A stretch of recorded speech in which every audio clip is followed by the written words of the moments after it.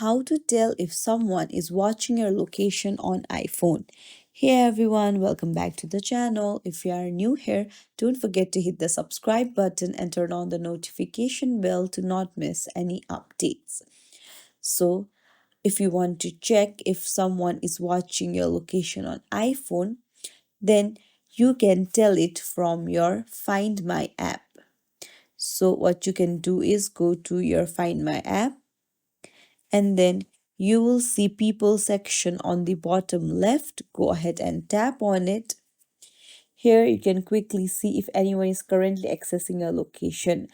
uh, if it's empty, that's a good sign. You can start sharing your location with contacts if you choose. However, if someone unknown appears here, then you will need to uh, remove them to maintain your privacy. You can tap on the person's name and you can see stop sharing my location option right there. You can just tap on it to stop sharing your location. And that's it.